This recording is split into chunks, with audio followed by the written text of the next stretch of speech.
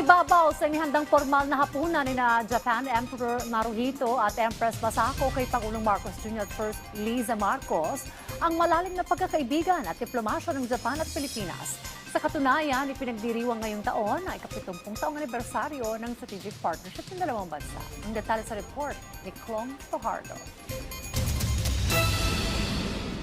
Sa likod ng mataimtim at formal na hapunan o state banquet na inihanda ni Japan Emperor Naruhito at Empress Masako para sa state visit ni Pangulong Ferdinand R. Marcos Jr. kasama si First Lady Liza Araneta Marcos sa Japan, nangibabaw ang malalim na mensahe ng pagkakaibigan at diplomasya ng Pilipinas at Japan. Whether in seasons of abundance or of hardship, Japan has consistently stood shoulder to shoulder with the Filipino people, extending solidarity and assistance at the right moments to reassure us that we have a friend that we can always count on.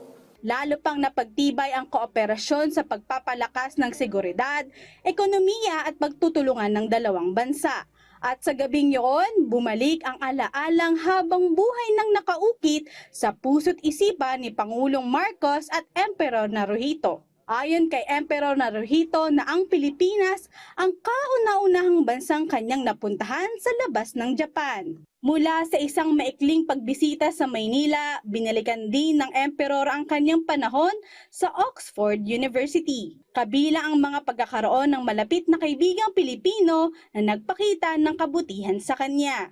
Pati ang pakikipag-usap noon ng Japan Head of State kay Pangulong Marcos, pagkakaroon ng kaparehong mga kaibigan at pang-araw-araw na buhay sa Oxford.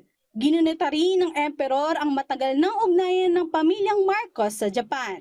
Mula sa state visit ng pamilyang Marcos sa Japan noong 1966, 1977 at ngayong 2026. Noong 1970 Osaka Expo hanggang sa muling pagdalo ng presidente sa 2025 Expo. Higit pa sa isang pagtitipon para sa Japan Emperor, naging tulay ito para mapalapit pa at mamukadkad ang relasyon ng Pilipinas at Japan. Tulad ng sinabi ni Pangulong Marcos na palaging maaasahan ng Pilipinas at Japan ang kooperasyon ng dalawang bansa. Pinasalamatan ni Emperor Naruhito ang tulong na ipinaabot ng Pilipinas nang tumama ang 2011 Great East Japan Earthquake at 2024 Noto Peninsula Earthquake.